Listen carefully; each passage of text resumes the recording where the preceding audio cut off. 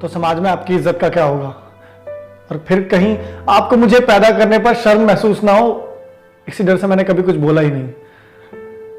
और पापा, आपने तो अपने बच्चों से ज्यादा अपने बिजनेस को टाइम दिया है। कभी साथ बैठकर 2 बातें करी मुझसे, कभी ये पूछा कि आज का दिन कैसा था कॉलेज में। आपको तो ये तक नहीं पता कि मेरा फेवरेट कलर पिंक है। और मम्मी, आपको पता है जब बचपन में आप घर पर नहीं होती थी ना, तो मैं आपकी साड़ी पहनने की कोशिश करता था, आपके दुपट्टे के साथ खेलता था।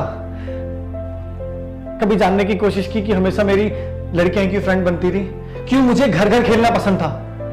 कभी कभी तो मुझे ऐसा लगता है कि मेरी आत्मा का जेंडर मेरी बॉडी के जेंडर से बिल्कुल अलग है, किसी गलत शरीर में पैदा हो गया हूं मैं। जैसे जैसे बड़ा होने लगा चीजें और अच्छे से समझ में आने लगी, लेकिन किसी को कह नहीं पाया। डर और ज्यादा इसीलिए बढ़ गया था क्योंकि स्कूल में मुझे सब चिढ़ाते थे, मेरा नाम रखते थे। कोई छक्का कहता था तो कोई दीदी, आप या मम्मी, आपको मैं अगर ये कहूं कि आज से आपकी बाकी की सारी जिंदगी आपको एक लड़के की तरह जीना है, उसी की तरह कपड़े पहनने हैं, उसी की तरह ऑपोजिट सेक्स में अट्रैक्ट होना है, तो क्या आप कर पाओगे? सोचकर ही घुटन सी महसूस होती है ना।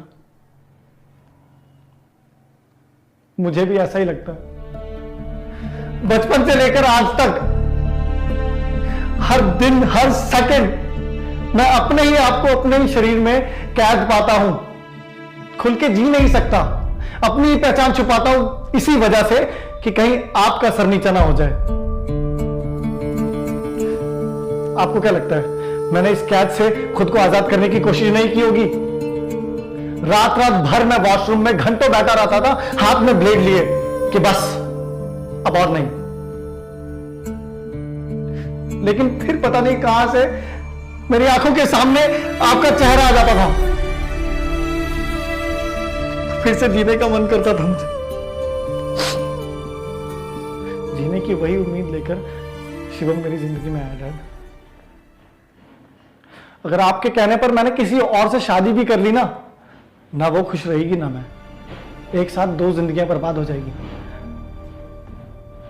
प्लीज, अगर मैं शिवम के साथ रहूंगा तो मैं खुश रहूंगा। हम खुश रहेंगे डैड, मैं खुश रहूंगा। प्लीज।